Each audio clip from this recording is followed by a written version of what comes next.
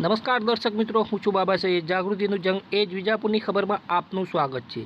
વિસનગરમાં 323 દિવ્યાંગોને ₹48 લાખથી વધુના સહાય સાધનોનું વિતરણ કરવામાં આવ્યું। એડીપ યોજના હેઠળ નિઃશુલ્ક કેમ્પ યોજાયો। સમાચાર વિગતવાર જાણીએ તો વિસનગરના એપીએમસી ખાતે ભારત સરકારની એડીપ યોજના અંતર્ગત દિવ્યાંગજનો માટે નિઃશુલ્ક સાધન સહાય વિતરણ કેમ્પનું આયોજન કરવામાં આવ્યું હતું। ઉર્જા મંત્રી ઋષિકેશભાઈ પટેલના અધ્યક્ષસ્થાને અને મહેસાણા લોકસભાના સાંસદ હરિભાઈ પટેલની ઉપસ્થિતિમાં યોજાયેલા આ કેમ્પમાં વિસનગર વિધાનસભા વિસ્તારના 323 દિવ્યાંગ લાભાર્થીઓને અંદાજે ₹48 લાખથી વધુ કિંમતના વિવિધ સહાયક સાધનનું વિતરણ કરવામાં આવ્યું હતું।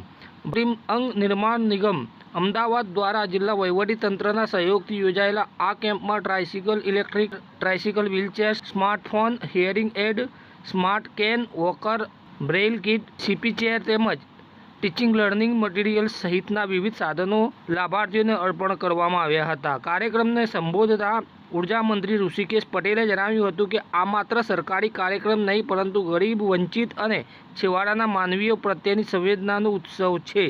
તેમણે જણાવ્યું હતું કે પ્રજાના ટેક્સનો પૈસો આવા કાર્યક્રમો દ્વારા સાચા હકદાર સુધી પહોંચે છે।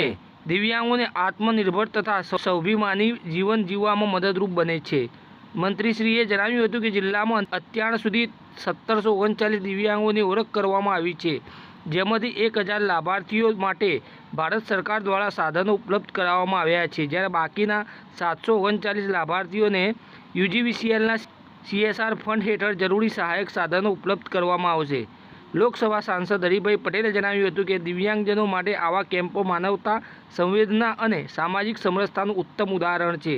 વડાપ્રધાન નરેન્દ્રભાઈ મોદીના સૌનો સાથ, સૌનો વિકાસ, સૌનો વિશ્વાસ અને સૌનો પ્રયાસના મંત્રને સાકાર કરતા આ અભિયાન હેઠળ અગાઉ માણસા, વડનગર બાદ હવે વિસનગરમાં પણ સફળતાપૂર્વક સાધન વિતરણ કરવામાં આવ્યા છે। તેમણે ઉમેર્યું હતું કે દિવ્યાંગોના ચહેરા પર દેખાતી ખુશી જ આ સેવા કાર્યનું સાચું ફળ છે।